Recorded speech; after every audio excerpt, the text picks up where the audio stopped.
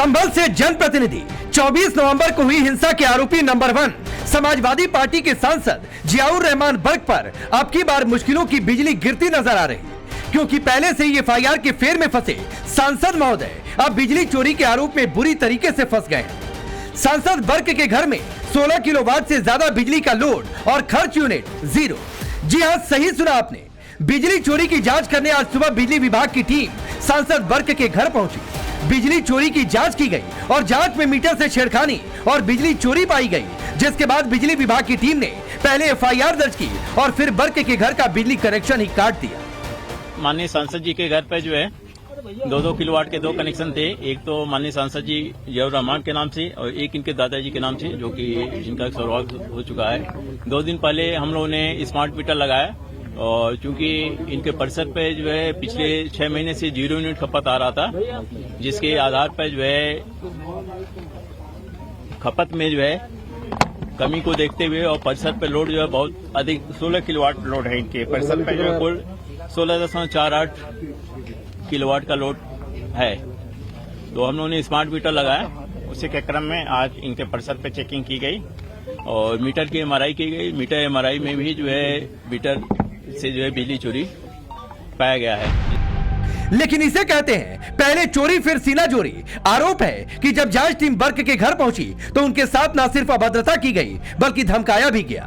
अब बिजली विभाग ने सरकारी काम में बाधा डालने और धमकी देने के आरोप में भी एफआईआर दर्ज करा दी है। जेई ने बताया कि पहले तो ताला खोल नहीं रहे थे, लॉक खोल नहीं, चेक नहीं करने दे रहे थे। उसके बाद उन्होंने ताला खोला और फिर उसको जेई को धमकी दिया। जियाउर रहमान बर्क हैं, इनके आवास पर भी गए, जहां उन्होंने कुछ बिजली उपकरणों को चेक कर रहे थे। चेक करने के दौरान उनसे अभद्र भाषा का प्रयोग किया और सरकारी कामकाज में बाधा डालते हुए बताया कि आप उनको बेइज्जत कर रहे हैं। इस तरीके कई बातें बोली गई और उनके द्वारा ये भी बताया गया कि सरकार बदलेगी तो तुम्हारा कबाड़ा कर देंगे। इस तरीके के तमाम शब्दों का प्रयोग किया, जिनका वीडियो है वो बिजली विभाग द्वारा बनाया गया है।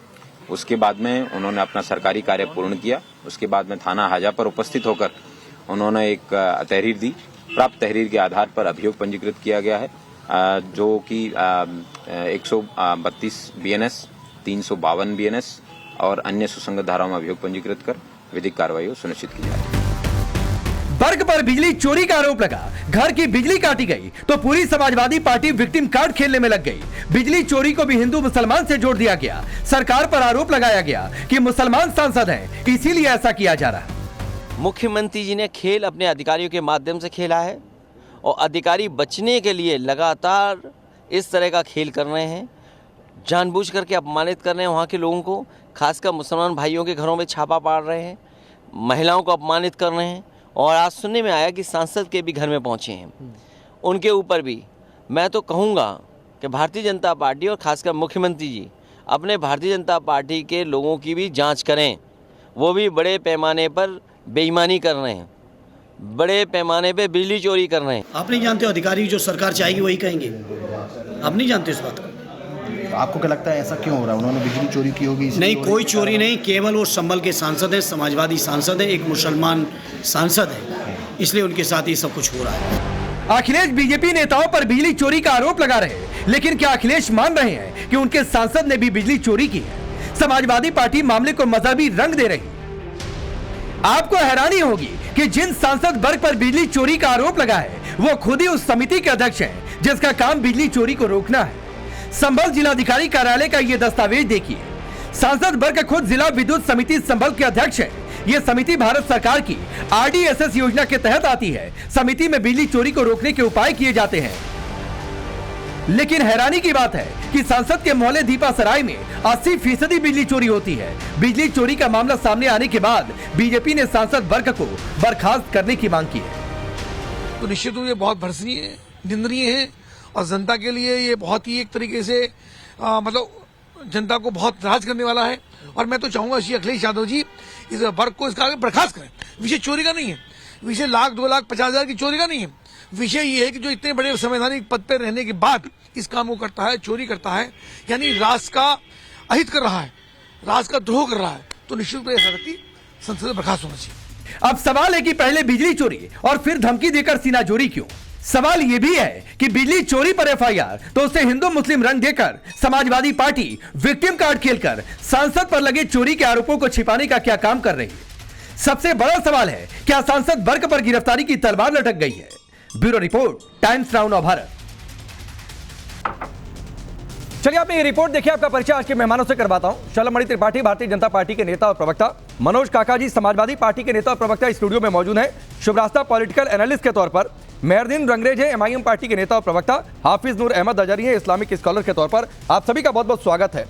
शुरुआत में मनोज काका जी आपसे करता हूं। स्टूडियो में पहली बार आप मेरे साथ बैठे हुए हैं, तो सवाल यह है कि पत्थरबाजों पर बोला गया कि मुस्लिम है इसलिए टारगेट किया गया, सर्वे हुआ तो मुस्लिमों के खिलाफ सरकार है। अब आपके सांसद का बिजली बिल जीरो आ गया तो भी उसमें कहा गया कि भाई ये तो जांच हो रही है और आपत्ति इसलिए हो रही है क्योंकि मुसलमान है। नहीं, मैं तो आपके स्टूडियो में आया, पहले विषय कुछ और बताया गया, फिर विषय ये रहा। हालांकि कोई बात नहीं, आपके स्टूडियो में आया और आपने जो सवाल खड़ा किया मुसलमान का सवाल है, बिजली चोरी का नहीं है। इस देश में सबसे बड़ी चोरी और सबसे बड़े चोरी करके उसके सीनाजोरी के समर्थक और उस विचारधारा के पोषक अगर कोई है तो भारतीय जनता पार्टी है, जो चंडीगढ़ में जो इस देश का लोकतंत्र भी चुराना चाह रही है। सवाल बिजली चोरी का नहीं है, क्योंकि वर्ग एक सही बात है कि मुसलमान सांसद हैं और उनको प्रताड़ित करना है, इस देश के मुसलमानों को दूसरे दर्जे के निगाह से और दूसरे दर्जे के दृष्टिकोण से देखना कोई आज नरेंद्र मोदी की और भारतीय जनता पार्टी की कोई नई बात थोड़ी है। ये तो आरएसएस के गोलवरकर और सावरकर से आई है और उसी का एक अच्छा उदाहरण देश के गृह मंत्री ने इस देश के उच्च सदन में दिखाया, बाबा साहब से घिड़ा करते हुए नजर आए। क्योंकि ये लोग चाहते हैं कि इस देश में जाति व्यवस्था मनुवाद चलता रहे, बाबा साहब का दिया हुआ संविधान अप्रासंगिक हो जाए, तो ये चलने वाला नहीं है। और बिजली की जो बात है, सांसद के यहाँ क्या मीटर नहीं था? सांसद के यहाँ मीटर था। क्या सांसद का कनेक्शन लीगल नहीं था? सांसद का कनेक्शन वैध था। तो आपको किसी तरह से उनको धमकाना, उनके माध्यम से देश के मीटर टेम्परिंग हुई है। मीटर सबसे ज्यादा अगर टेम्परिंग कहीं हुई है और सबसे ज्यादा अगर बिजली की कहीं चोरी हुई है तो भारतीय जनता पार्टी के पोषित उद्योगपतियों और संस्थानों में आप देख लीजिए। भारतीय जनता पार्टी के बहुत ऐसे सांसद हैं जिनकी 1 रुपए की बिल जमा नहीं होगी, और वो चूंकि भारतीय जनता पार्टी का हमारे पूर्वांचल में सारे अपराधियों के कौन कौन से बिजनेस चल रहे हैं, एक उनकी कोई चेकिंग नहीं होती है। उनके न गाड़ियों की चेकिंग होती है, न उनके बिजली का चेकिंग होता है, न उनके असलहों की चेकिंग होती है। 100 असलहों के साथ चलते हैं और गाड़ियों। और योगी आदित्यनाथ जब जाते हैं तो उनके बगलगीर में बैठते हैं क्योंकि उनके सजाती हैं। अब वहां जो डीएम है, वहां का जो सीओ है, सर्किल जो अफसर है, वो उसका भाई आप देखिए मीरपुर से चुनाव बीजेपी से टिकट मांग रहा था। तो भारतीय जनता पार्टी को कुल मिलाकर के इस देश के मुसलमानों को डराना है, धमकाना है और धार्मिक उन्माद की बात करनी है। चूंकि विकास की बात कर सकते नहीं, शुचिता की बात कर सकते नहीं, संविधान पर देखी गए उनका जो पूरा, मैं खत्म कर रहा हूं साहब, रुकिए। आपके वो उनके जो संविधान पे उनकी जो तुष्टीकरण और उनकी जो हिकारत भरी दृष्टिकोण था अमित शाह का, पूरे देश के सामने है। आज पूरे देश के बहुजनवादी सड़कों पर हैं। तो इससे कुछ होने वाला नहीं है। अगर बिजली उनको चोरी करनी होती तो अवैध कनेक्शन होता, उनके यहाँ मीटर नहीं होता। और किसके यहाँ, मैं पूछना चाहूंगा भारतीय जनता पार्टी से कि इस देश में किसके यहाँ बिजली चेकिंग के लिए 1000 पुलिस फोर्स जाती है, पैरामिलिट्री फोर्स जाती है? तो वो कह रहे हैं अधिकारी की डराया जा रहा है, धमकाया जा रहा है, नहीं आने की हिम्मत थी। आज ये माहौल बन गया इसलिए चले आए हैं। ये अधिकारियों की बातचीत सुनिए आप मनोज काका जी, और मैं आपको आधा मिनट और देता हूं सर। शलभमणि बाकी बातों का जवाब देंगे। आपने 3-4 बार मुसलमान कर दिया।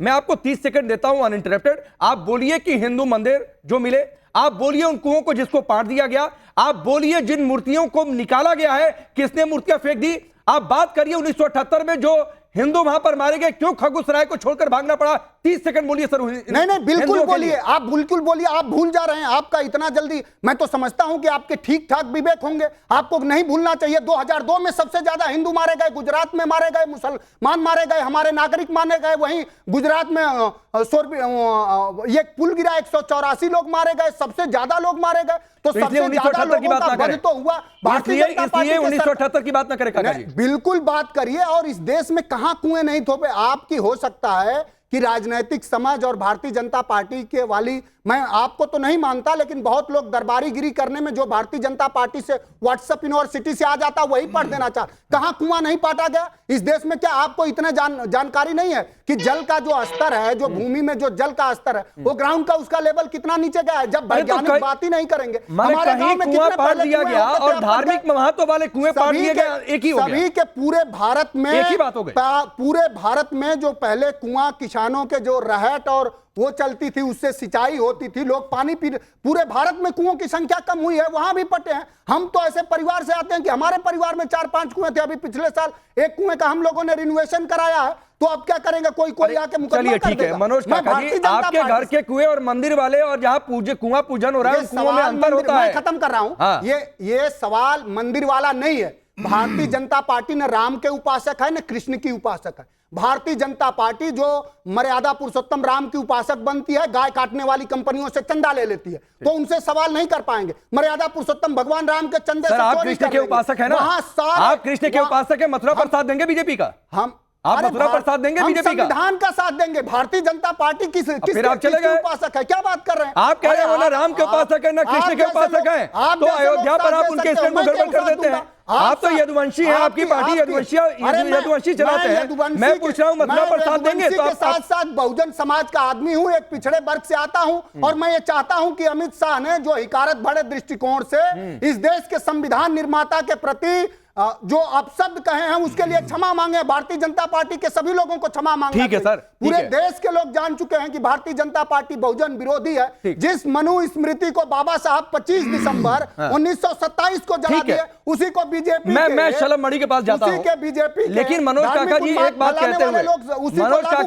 बात कहते हुए, आप बाबा साहब की बात कर रहे हैं ना, कल आपकी पार्टी के महासचिव रामगोपाल यादव जी ने कहा था कि मुसलमानों को संविधान बदलकर आरक्षण दे दो, तो जाकर इंट्रोस्पेक्ट करिएगा कि कभी बाबा साहब ने कहा था कि धर्म के आधार पर आरक्षण होना चाहिए, तो पहले उनसे जाकर डिस्कस करिएगा। सर मैं आऊंगा इस पर बात करूंगा। हमेशा ये कहा है कि इस देश में जो सम्मान और जो मान मुसलमान का है वही हिंदू का है, वही सिख का है। तो सर पूछिए ना, इसीलिए मैं इस पर सवाल आपसे नहीं कर रहा हूं, मुसलमानों का आपसे सवाल नहीं कर रहा हूं मनोज काका जी। मैंने कहा कि इंट्रोस्पेक्ट करिएगा, रामगोपाल जी से चर्चा भी करिएगा। ठीक से इनको आपको इतिहास नहीं पता। फिर वही बात है सर, इस पर बातचीत करूंगा। शलभ मणि अंग्रेजों की गुलामी कर रहे थे, शलभ मणि जी का चंदा ले रहे थे। मुस्लिम इसलिए टारगेट कर रहे हैं, संभल का खरगोसराय मुस्लिम बहुल इसलिए टारगेट कर रहे हैं, इसलिए बिजली विभाग का ऑपरेशन चल रहा है, ये आरोप है। शलभ मणि का रिप्लाई आऊंगा काका जी। काका जी ठीक है सर, ठीक है सर, सबने कुर्बानी दी है।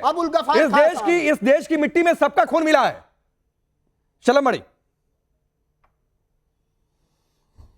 अब गुनाहगार अगर मुसलमान है तो चाहे उसने कितना भी बड़ा गुनाह क्यों न किया हो, कितनी बड़ी बिजली चोरी क्यों न की हो, भले ही आतंकवाद क्यों न किया हो, समाजवादी पार्टी तो उसके लड़ेगी। और ये पहली बार हो रहा है क्या? उत्तर प्रदेश में धर्मस्थलों पर हमले हुए, और धर्मस्थलों पर हमले जब हुए उसके बाद बहन मायावती जी की सरकार थी, केंद्रीय एजेंसियों ने और स्टेट की एजेंसियों ने मिलकर आतंकवादी पकड़े, और खूंखार आतंकवादी पकड़े जिनके बहुत बड़े बड़े ट्रैक रिकॉर्ड थे, जिनके खिलाफ बहुत बहुत मामले थे। उनके मुकदमे किसने वापस लिए? इनको पता ही नहीं है। और जब समाजवादी पार्टी ने मुकदमे वापस लिए, पाकिस्तान के आतंकवादियों को भारतीय जनता पार्टी की सरकार ने अपने देश में बुलाकर सर्वे करा दिया। उन्हीं से डिबेट करा लीजिए, फिर अपने देश में उन्हीं से डिबेट करा लीजिए। फिर आप स्टूडियो में बैठा के बकवास कराते हैं, नहीं गलत बात है। मनोज का एक सबसे इनकी बकवास सुन रहा हूं मनोज काका जी, आप स्टूडियो में झूठता सुन रहा हूं बैठ के हम। मनोज काका जी प्लीज सर, प्लीज प्लीज, नहीं ऐसे नहीं चलेगा। मनोज काका जी, मनोज काका जी, मनोज काका जी, नहीं पुलवामा के शहीदों को जहाज नहीं दे पाए, हमारे लोगों की बलि चढ़ गई, मनोज काका जी, शहीदों को हमने कंधों पे ढोया है। प्लीज सर मनोज काका जी, 4 से 5 मिनट आपने बोला है, शलभ मणि को सुनिए। आप इस स्टूडियो में हैं, ये कोई तरीका नहीं है, नहीं बिल्कुल नहीं चलेगा। आप क्या जानोगे? अभी आप क्या जानोगे? शहीदों के खून पर मनोज काका जी पर भी मुझे राजनीति करती है भारतीय जनता मुझे पार्टी। एक मिनट रुक जाइए। आप क्या जानोगे? मनोज काका जी, हमारे घर के लोग सरहदों की सुरक्षा किए हैं, हमारे सगे भाई। मनोज काका जी, क्या बात कर रहे हो? मनोज काका जी, मनोज काका जी, मनोज काका जी, आप गाय काटने वाली कंपनियों से चंदा लेते हैं। मनोज काका जी, आपने डिबेट की शुरुआत सर प्लीज ऐसे नहीं, डिबेट डिस्टर्ब नहीं करना। मनोज काका जी, डिबेट डिस्टर्ब नहीं करना। रुक जाइए ना सर प्लीज। इस तरह की आपकी शुरुआती बात में हमसे पूछेंगे, आपकी शुरुआती बात में शलभ मणि ने बिल्कुल इंटरप्ट नहीं किया, इंटरप्ट तो आप उनको सुनिए सर पहले। मैं भी डिबेट से अभी मैं उठ रही हूँ क्योंकि ऐसे संभव नहीं है। नहीं शुभ्रा साहब प्लीज, अभी सबकी आवाज डाउन करिए, मेरी आवाज भी डाउन करिए, चलो मणि की आवाज आ रहा है, अपने पॉलिटिकल मेरी आवाज, स्टूडियो की पूरी आवाज हटाइए और चलो मणि को बिठाइए। ऐसे नहीं होता है, नहीं ऐसे नहीं होता है, सबकी आवाज डाउन होगी, मेरी भी आवाज डाउन होगी।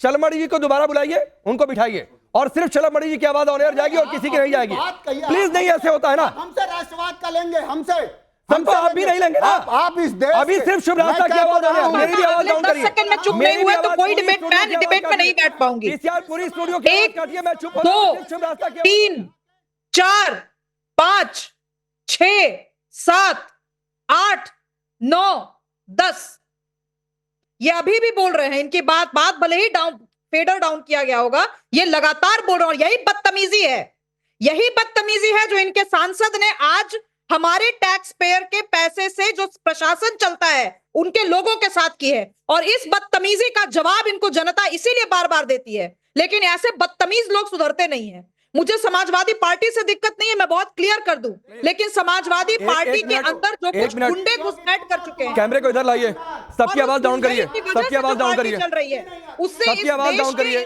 कैमरा मेरे पर लेकर आइए, कैमरा यहाँ रखिए, कैमरा यहाँ रखिए, मेरे पास ले आइए, सबकी आवाज डाउन करिए। मैं सबसे रिक्वेस्ट कर रहा हूं, मनोज काका जी आपसे भी रिक्वेस्ट कर रहा हूं सर, इस स्टूडियो की एक मजबूरी है कि अगर एंकर का माइक ऑन एयर है, तो जो गेस्ट स्टूडियो में रहेंगे सर उनकी आवाज ऑन एयर जाएगी सर। और मैं सबको कह रहा हूं कि सर बहुत सभ्य भाषा और शब्दों का इस्तेमाल करें। मनोज काका जी, सर आपसे मैंने डिबेट की शुरुआत की थी, 5-6 मिनट आपके पास रहा सर, तो आपको शलमणि के बीच में बिल्कुल नहीं जाना चाहिए था। फिलहाल शिवराज सिंह चौहान की प्रेस कॉन्फ्रेंस हो रही है, उधर रुक करते हैं। देवेंद्र जी,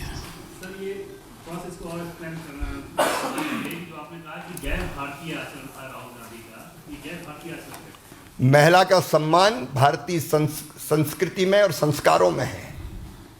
अगर कोई महिला सांसद आदिवासी बहन इस तरह के आचरण की बात करती है तो यह भारत का सोच नहीं हो सकता, और किसी बुजुर्ग को धक्का देना यह भी भारत का सोच नहीं है। नीरज जी, सर आज जब राहुल गांधी प्रेस कॉन्फ्रेंस करने आए तो आज भी उन्होंने संसद में जो हुआ मकर द्वार उसकी कोई चर्चा नहीं की, बल्कि वो पुराना राग वही अदानी के विषय को क्या कहेंगे? मैं तो यही कहूंगा कि दुर्भाग्यपूर्ण है, और उनसे ये और पूछना चाहता हूं कि हमारे सांसद उनके बीच नहीं गए थे, वो मकर द्वार से बीच में से क्यों गुजरे, इसका जवाब तो दे। क्या क्या सोच के आए थे?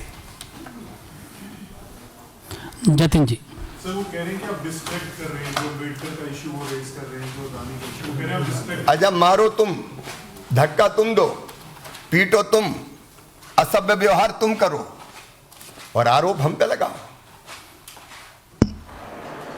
पीयूष जी, सर जो आरोप आज बीजेपी की राज्यसभा महिला सांसद ने लगाए, उसके बाद कांग्रेस का भी जवाब आया। हिबी एजेंट जो कांग्रेस के सांसद हैं वो कह रहे हैं कि राहुल गांधी के साथ खड़े थे, और जिस तरह की बातें राज्यसभा सांसद द्वारा कही जा रही है वो निराधार है और पूरी तरह से झूठ है। भारतीय महिला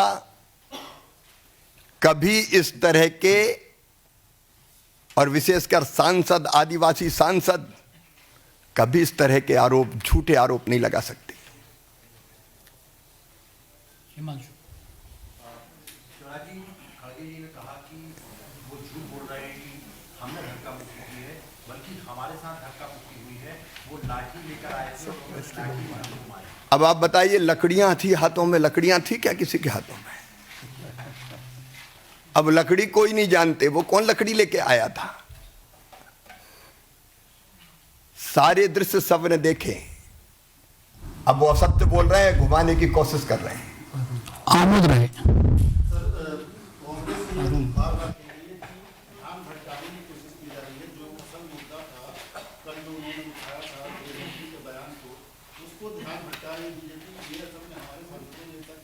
मारपीट तुम करो, ध्यान हम भटकाएं।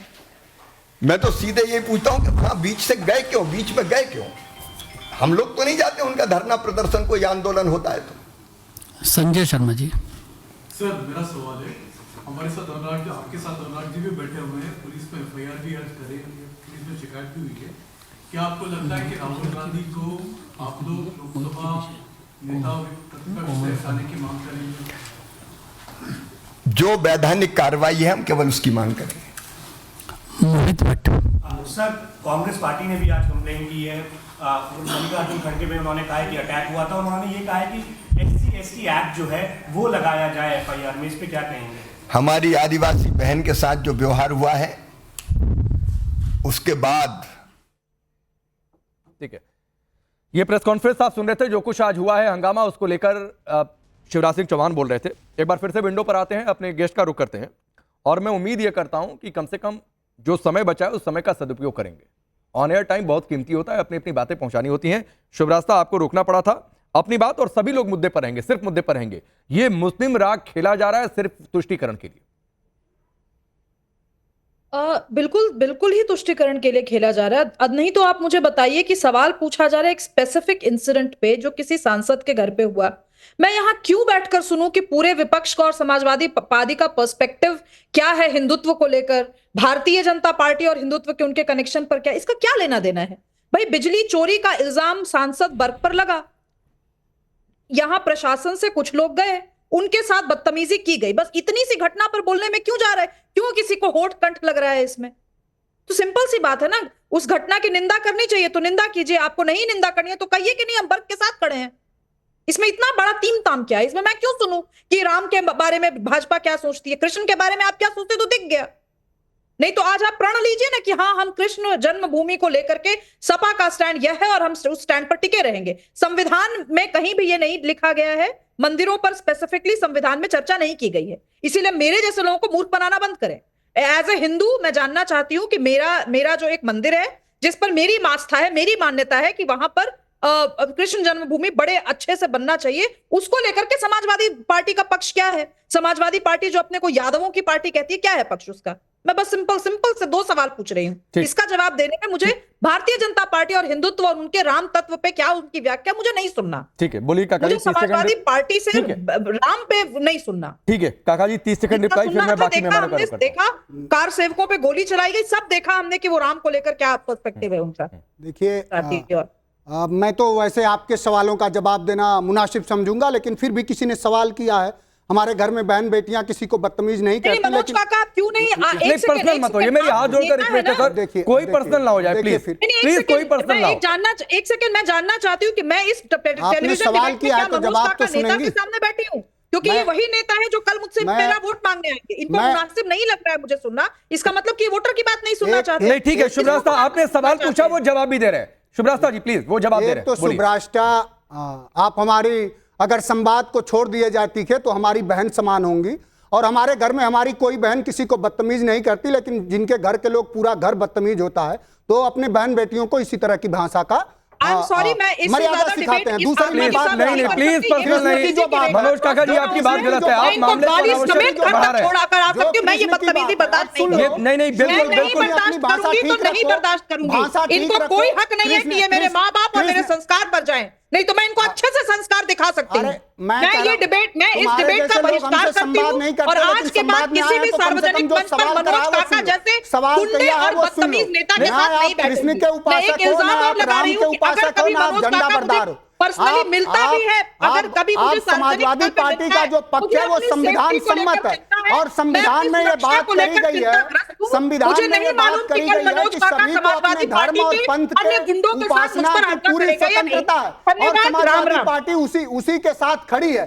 समाजवादी पार्टी की जो मनोज काका जी सर, आपसे ये उम्मीद नहीं थी जो आपने आज किया है, और इसलिए उम्मीद नहीं थी कि आपने शुभरास्ता को लेकर जो कहा, मैंने पहले रिक्वेस्ट किया था सर, नहीं ठीक है, वो मैंने उसको इंटरप्ट कर दिया था मनोज काका जी, लेकिन आपको शुभरास्ता के परिवार पर जाने की कोई जरूरत नहीं थी। अगर आप ये ठान कर बैठे हैं सर, अगर आप ये ठान कर बैठे हैं कि शो खराब करेंगे और डिबेट डिरेल करेंगे सर, तो आज आप कर लीजिए, ये आपको मुबारक हो सर। लेकिन आपको इस पर खेद जताना चाहिए कि आपको शुभरास्ता के परिवार पर, संस्कारों पर जाने की कोई जरूरत नहीं थी, वरना आपकी पार्टी में दर्जनों ऐसे स्टेटमेंट है सर, आप नहीं जवाब दे पाएंगे किसके कैसे संस्कार है। मेरे पर बदतमीजी का सबसे पहले आरोप किसने लगाया? आपके सब आर्काइव में। सर मैंने उसको खारिज किया, मैंने एक शब्द मैंने उसको खारिज किया, और दूसरी बात है उन्होंने आपके तरीके को लेकर सवाल उठाया था। नहीं, उन्होंने आपके तरीके को लेकर सवाल उठाया था। देखिए राकेश जी, हम लोग कभी अमर्यादित बोल भाषा आचरण के अनुसरण करने वाले लोग नहीं हैं। लेकिन अगर आप चाहते हैं कि कोई आपके शो पर हम मुझे गाली दे और नहीं सर, नहीं, बिल्कुल नहीं, चला जाऊं, मैं मनोज तो काका जी किसी को गाली नहीं देने दूंगा, ऐसा नहीं हो पाएगा। और किसी की यह हिम्मत नहीं है कि मेरे सामने मेरे किसी भी पैनलिस्ट को गाली देकर चला जाए। उन्होंने क्या ये करा? किसी के लिए सर बदतमीज शब्द किसने प्रयोग करा? उन्होंने आपके तरीके को लेकर, जिस तरीके से शलभ मणि के बीच में आपने बोलना शुरू किया, उस तरीके को लेकर उन्होंने किया था और मैंने उससे खारिज भी किया था, इंटरप्ट भी किया था, लेकिन फिर आप उनके परिवार और संस्कारों पर चले गए। सर ये तरीका ठीक नहीं है ना, ये तरीका ठीक नहीं है मनोज काका, ये आप सोचिएगा सर, सोचिएगा। आप मेरे कोई परिवार पे आएगा तो मैं भी नहीं सर, वो आपके परिवार पर नहीं गई। आप चाहते हैं तो आगे से ऐसा ही होगा कि कोई मुझे गाली देगा, मैं बैठा रहूंगा। नहीं, मैं देने नहीं दूंगा मनोज काका जी, मैं कह रहा हूं मैं देने नहीं दूंगा। इस बात पर चलिए बातों से आगे बढ़िए। मैं इस देखिए, जो कृष्ण की और धर्मों की जो बात होती है, आप भी जानते हैं कि हमारे संविधान के प्रस्तावना में है कि सभी को अपने मजहब के, अपने उपासना की स्वतंत्रता है, पूरी स्वतंत्रता। समाजवादी पार्टी उसी के साथ खड़ी है। और जो लोग सिर्फ धर्म के नाम पर इस देश में भूखमरी का सवाल है, बेरोजगारी का सवाल है, भ्रष्टाचार का सवाल है, सारे सवालों को ढक चलिए बाकी दो मेहमानों का सामाजिक न्याय को ढक देना चाहते हैं। मेहरदीन रंगरेज और अजहर, धार्मिक बातें और धार्मिक उन्माद फैलाते हैं, वो बीजेपी। ठीक है मेहरदीन रंगरेज, ये पूरा जो बवाल हुआ सिर्फ इसलिए कि ये सवाल क्यों पूछ दिया गया कि बर्क मुस्लिम है इसलिए कार्रवाई हो रही है, मुस्लिम बहुल इलाका है तो वहां पर बिजली चोरी के खिलाफ एक्शन क्यों चल रहा है, इतना बवाल होगा देश में। देखिए राकेश भाई, बिल्कुल अच्छा सुनिए राकेश भाई, जिस तरीके से अगर मुसलमान सांसद होता है तो उसकी बिजली की भी चेकिंग हो जाती है, उसकी जमीन की भी चेकिंग हो जाती है, उसका मकान अवैध बना है उसकी भी चेकिंग हो जाती है, और ना जाने कितने और सांसद विधायक हैं जिनकी कोई चेकिंग भी नहीं होती, जिन्होंने अवैध उनका मकान भी बना हुआ होगा, उनके यहाँ बिजली भी चोरी होगी। तो ये खास तौर से बदले की भावना से जो कार्रवाई भाजपा की सरकार जहां जहां पर भी है स्टेट में, वो इस तरीके की कार्रवाई करके मुसलमानों को दबाने का, कुचलने का काम कर रही है। ये मुसलमानों को दबाने कुचलने का काम नहीं है, देश के संविधान को, देश के कानून को कुचलने का काम कर रही है। एफआईआर झूठ है, एफआईआर झूठ है। अब सुनिए, जब योगी जी पे शासन प्रशासन का डंडा चला था ना, तो वो सब जो अरे पहले जो पूछ रहा हूं मेहरदीन, एफआईआर झूठ है। ऐसे रो रहे थे, ऐसे मेहरदीन कॉमेडी शो में नहीं बैठे हुए हैं। अगर इतनी एक्टिंग का शौक है सर, जाकर किसी टेलीविजन सीरियल में काम करिए। बिल्कुल, अगर आपको इतनी एक्टिंग का शौक लगा हुआ है तो मैं पूछ रहा हूं क्या एफआईआर झूठ है? क्या उन इलाकों में जिन घरों को लेकर, जिन मस्जिद मदरसों पर शिकायत हुई है कि कहां पावर हाउस चलता था, कहां कैसे बिजली कनेक्शन कटिया कैसे लगी, क्या ये झूठ है साहब? ये पॉलिटिकल एफआईआर है। मुसलमानों को क्वेश्चन करा दीजिए ना सर, उन्हें ये बात तब कहिएगा जब एफआईआर क्वेश्चन हो जाए, तब मैं आपकी बात को मान लूंगा। अगर कोर्ट इस बात को साबित कर दे कि पॉलिटिकल मोटिवेटेड है तो देखिए, आपको मानना पड़ेगा, अभी जांच का विषय है, जब कोर्ट में अदालत में जाएगी ये सारी बातें झूठी निकलेंगी राकेश भाई।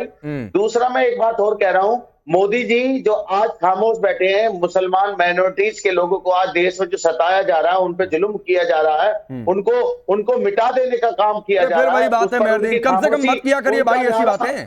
चलिए अजहरी जी, क्या एक समुदाय से होना, एक अपराधी मुस्लिम है, एनकाउंटर हो जाए तो दिक्कत होती है, तो भाईचारा खतरे में हो जाता है, सौहार्द सब खतरे में आ जाता है, बिजली चोरी के खिलाफ अभियान चल जाए तो फिर गड़बड़ है भाई, पॉलिटिकली मोटिवेटेड है। 5 लोग संभल में मारे गए, कितने लोगों पर अपराधी मुकदमे हैं, क्या उनका इतिहास है अपराधी, बताएंगे आप? दूसरी बात यह है कि मैंने बहुत पहले कहा था और आपके चैनल पर भी कहा, बाकी अभी मैं बोला हूं, मैंने अपना बयान भी जारी करके कहा था कि जब तक वहां पर डीएम साहब ये वाले रहेंगे जो उस दंगे के वक्त थे अभी, और जो एसपी और डीएम साहब जब तक ये लोग रहेंगे तब तक इसी तरह से मुसलमान टारगेट किए जाते रहेंगे। अभी आप पूछ रहे थे मेहरुद्दीन साहब से कि ये एफआईआर क्या झूठी है, ये कोई इसमें शक है कि एफआईआर में कोई किसी तरह की सच्चाई है? तो कहां से आपको पता चल गया? आपको कहां से पता चल गया कि एफआईआर सच्ची है? कोर्ट से साबित होगा ना, या अजहरी जी के घर से साबित होगा, हम मानसिकता को जानते या मेरे घर से साबित होगा? अब शलभ मणि वो जो थे त्रिपाठी थे, वो तो भाग गए डिबेट छोड़ के, तो इसलिए भाग्य से जब मिलकर बोलने नहीं देंगे तो कोई अपना चेहरा दिखाने के लिए बैठेगा क्या? अरे हाँ, मुसलमान अगर मैं भी छोड़ के जाता तो आप कहते नूर अहमद भाग गए, उनके लिए नहीं आप कह पाएंगे। नहीं, मैं डर लग रहा है भाई, आप किसी को बोलने नहीं देंगे तो क्यों बैठेगा? नहीं आप कह पाओगे, आप नहीं। मैंने बार बार कहा, मनोज काका जी से रिक्वेस्ट किया कि आप चुप हो जाइए, उसके बाद बोलिएगा। ये नहीं चुप हुए, उनको लगा कि मैं नहीं बोल पा रहा हूँ, नहीं अपनी बात रख पा रहा हूँ, चले गए, सवालों से नहीं भागे शलभ मणि त्रिपाठी, ये बात जानिएगा, उन्हें उनकी औकात, सवालों से नहीं भागे शलभ मणि त्रिपाठी, मैं आपको बता रहा हूँ। और ना सवालों से भागिए शुभराज का। सुन ले, सरपनी त्रिपाठी जवाब ही नहीं दे पाए। भागेंगे नहीं तो करेंगे क्या? खैर, मैं अपनी बात पे आकर के बात करना चाहता हूं आपसे। मेरा सीधा कहना ये है, और बहुत जिम्मेदारी के साथ आपके चैनल पर कह रहा हूं कि जब तक वो डीएम साहब रहेंगे। अरे तो 1978 में कौन से डीएम थे, पता किया कभी? आजादी के बाद से 45 से 22% पूरे संभल में हिंदू कैसे हो गए, पता किया कभी? डेमोग्राफी क्यों चेंज हो रही है, पता किया कभी? ये कहानियां मत सुनाइए, कहानियां नहीं है भाई, ये ऑन रिकॉर्ड डेटा बता रहा हूं, सेंसस का डेटा बता रहा हूं, अपने घर से नहीं लेकर आया मैं डेटा। दिखाएगा मुसलमानों को जाकर 1947 और 2011 के सेंसस का डेटा देख लीजिए, बहुत रिकॉर्ड देखने का शौक है। सूर्य प्रकाश मैथिल जुड़े हुए हैं। सूर्य प्रकाश मैथिल, एक वर्ग सिर्फ यह चाहता है कि वोट बैंक के लिए एक समुदाय के लोग हैं तो वहां कोई एक्शन ना हो, और इस पर सवाल पूछ लीजिए तो दिक्कत होती है। धन्यवाद पहले तो आपको और पूरे देश को भारत माता की जो वंदे मातरम।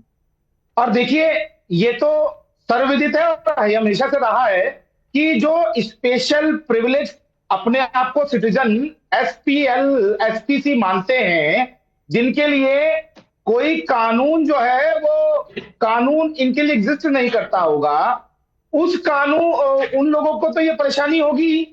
आप संभल ले लीजिए ना, आज बिजली चोरी के किस प्रकार से मामले पकड़ में आ रहे हैं, देख रहे होंगे आप लगातार। पूरे संभल के अंदर जितनी आउटगोइंग है, जितना भेजा जाता है, उसमें से 80% या 85% लाइन लॉस है।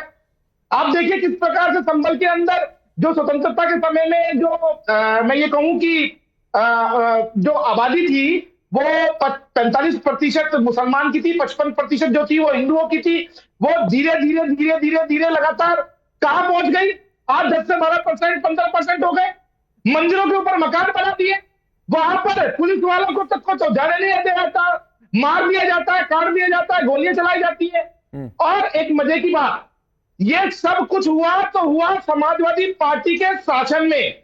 लगातार समाजवादी पार्टी ने जो मुस्लिम तुष्टीकरण का एक बहुत बड़ा जाल बुना, उसी के कारण आज ये स्थिति है। एक बात और राकेश भाई, इनके खुद के सांसद बिजली चोर है। सांसद के घर के अंदर जो मीटर लगा हुआ है उसमें पूरे साल की यूनिट आती है 35। मतलब जिस सांसद के घर में ठीक है, सूर्य प्रकाश मैथिल, अब रुक जाइए सर, ठीक है आता हूं। अब ताका जी, जिस सवाल से मैंने शुरू किया था, जुलाई से नवंबर यूनिट 0 आ जाता है कैसे? मेरे घर में मीटर का तो कभी रिकॉर्ड है कि 0 यूनिट नहीं आया। आपके घर में भी उम्मीद करता हूं कि अनुमान है कि नहीं आया होगा। दिसंबर 2023 से जून 2024 यूनिट 0 आ गया। ये यूनिट 0 कैसे आता है? और इस पर सवाल पूछ दीजिए तो आप माहौल ऐसे बनाएंगे कि सर बाकी सामने वालों को बोलने का मौका ना मिले और वो डिबेट छोड़कर चले जाए। राकेश भाई, आपका सवाल ठीक है बिल्कुल। मैं ऐसे हजारों परिवारों को जानता हूं, और हम लोग गांव में रहते कि एक पंखा और एक बल्ब जलाने की बिजली लाखों रुपए आ जाती है। और किसी आप पूरे गांव में घूम लीजिए तो बिजली का मीटर, आप खराबी मीटर की है और दोष किसी सांसद पर दीजिए, सिर्फ इसलिए दीजिए कि मुसलमान है। 1000 पुलिस वहां खड़े कर दीजिए, पैरामिलिट्री फोर्स खड़े कर दीजिए, क्योंकि आपको किसी तरह जो 5 वहां युवाओं की जान गई है, जो पुलिस ने बर्बरतापूर्वक 5 युवाओं की जान ले ली है, उसे आपको दबाना है। आपको यह दिखाना है, आपको दिखाना एक आदमी के खिलाफ, एक सांसद के खिलाफ पूरी भारतीय जनता पार्टी की राज्य और केंद्र की सरकार लगी हुई है, और कुछ दरबारी भी लगे हुए हैं जो टीवी से लेकर जमीन पर माहौल बना रहे हैं। लेकिन वो लोग इसी देश के नागरिक हैं और वो किसी तरह के चोर नहीं है। ये सब जानते हैं, संभल की जनता ने चुना है, वो माननीय सांसद है, और हर तरह के जुर्म का जवाब समाजवादी पार्टी हमेशा देगी। हमारा न कोई सांसद चोर है रहेगा, और हम लोग हमेशा नियम कानून और बाबा साहब के संविधान को मानने वाले। मनोज काका जी, एक बात कहते हुए सर जी, हमारे देश की संस्कृति रही है कि अतिथि देव के समान होते हैं सर। आप स्टूडियो में हैं और मैं आपसे सर रिक्वेस्ट करके आपको आज विदा करूंगा, और इसलिए रिक्वेस्ट करके विदा करूंगा कि जो माहौल आज पैदा हुआ सर, वो बिल्कुल भी आप भी जाकर एहसास करिएगा कि सर ये बिल्कुल ठीक नहीं हुआ है। जी, आप हमें जो बता रहे हैं, हम लोग तो उस परंपरा को मानने वाले लोग हैं। कि आवत ही हर्ष नहीं नैनन नाही स्नेह तुलसी तान जाइए कंचन बरसन नहीं। लेकिन नहीं मनोज काका जी, लेकिन आप अगर अपने यहाँ बैठा आपने 6 मिनट बोला था सर, अगर मैं दर्शकों के सामने कहता हूं मनोज काका जी नहीं आ पाएंगे, नहीं आपके साथ संवाद नहीं कर, नहीं आप जो अगर गाली से अगर नहीं सर, आपके मनोज काका जी मैं अपने प्लेटफॉर्म से देश के दर्शकों के सामने कह रहा हूं, और हमारे दर्शक हमारे लिए देवता के समान है सर, उनके प्यार से हम चलते हैं। आपको कोई बैठकर गाली देगा सर, आपको कोई भी गाली देगा, मैं उसे बर्दाश्त नहीं करूंगा और आपसे पहले आवाज उठाऊंगा सर, लेकिन प्लीज सर आपके दर्शक और हमारे भी दर्शक, सबके दर्शक एक है, वो दर्शक देख के हमें बताएंगे और कमेंट करेंगे कि सबसे बिल्कुल ठीक बात है सर, ये दर्शक ही तय करेंगे। और मैं दर्शकों पर छोड़ता हूं कि आज जो कुछ हुआ और 2 मेहमानों को डिबेट छोड़ना पड़ा, तो उन्हें ना बोलने की वजह से मौका मिला इसलिए डिबेट उन्होंने छोड़ा, या फिर परिस्थितियां इस तरीके से बनी। मनोज काका जी, मेरे पैनल पर कोई भी किसी भी मेहमान के खिलाफ, मैं आपके खिलाफ नहीं, मैं पहले बता रहा हूं, अगर कोई बोलेगा मैं सबसे पहले इंटरप्ट करूंगा सर। आप सबका बहुत बहुत शुक्रिया।